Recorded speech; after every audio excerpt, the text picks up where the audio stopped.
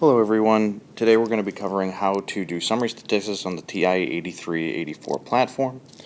The data we have comes from a problem source from Elementary Statistics by Mario Triola. It's exercise 14 on page 108.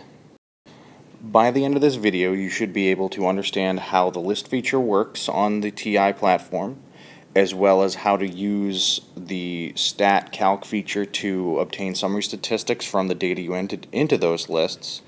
And from those lists, we can construct a box and whisker plot and a histogram. So our problem deals with mercury levels in sushi. And this problem gives us 7 data points, which we're going to plug into our calculator. So to enter data into the TI calculators, what you want to do is press the Stat key. Then you want to press Enter to select the Edit feature. That will bring up a window that looks like this, right here next to number 1. You should see L1, L2, L3 across the top, and ideally they should be blank. If not, highlight the name of the list, press Clear, and then press Enter to blank it out. Then start typing in your data points by typing in the first one and pressing Enter. That will enter it into the first cell of the List 1 column.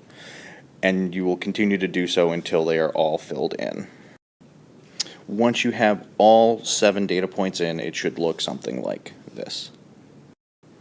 Once all your data is entered, you want to press Second Mode to quit out back to the home screen. From there, you want to press the Stat key again, and then you want to use the right arrow to get over to the Calculate list. You want to highlight the first option, which is 1-var stats, and then press Enter. This will bring you back out to the home screen, and we'll pull down the 1-var stats command, at which point you want to press the second key, found right here in the upper left corner, and then 1 to select L1, which is the list in which we entered our data. Pressing Enter will give us the results for L1, which is displayed on 2 screens which you can scroll through. So these are the 2 screens you want to see. The first one has X bar at the top, and as you scroll down, you'll get down to the 5-number summary as well.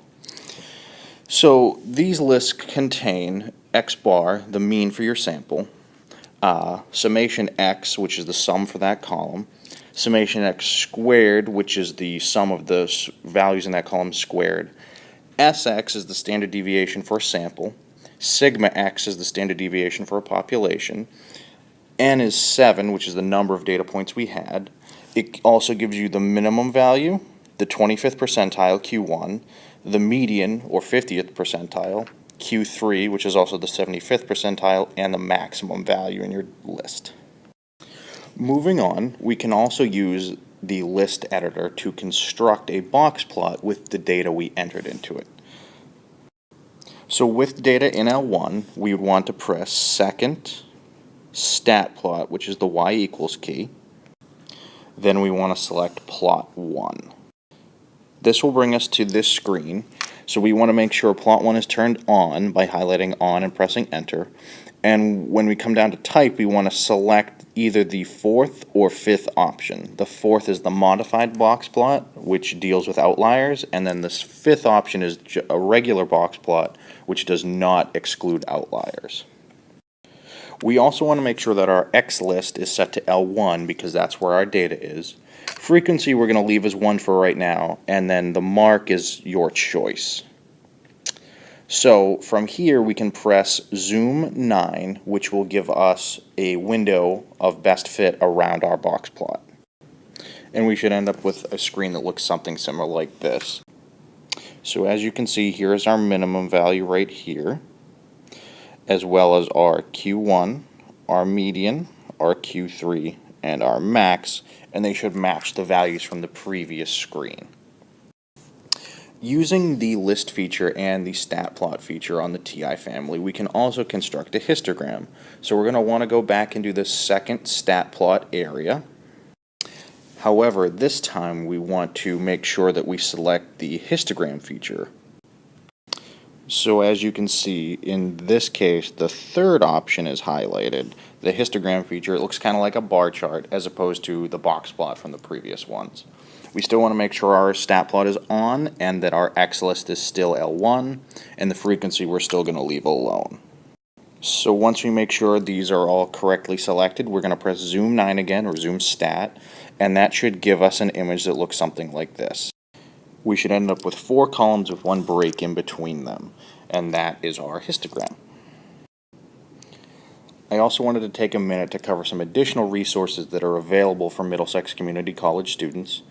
Our Academic Centers for Enrichment, the department for which I work, has a website which has our schedules for our math centers as well as other tutoring, tip sheets, and additional information. The Bedford Math Center is located in the Academic Resource Building, room 214, and the phone number is there for you. The Lowell Math Center is located in the Cowan Building in room 406B, and there's the phone number for there as well. And as always, we have E-Tutoring, which is available 24/7, and you can follow this link or the one in the description of this video and log in, and you can always get help no matter where you are. Thanks for watching.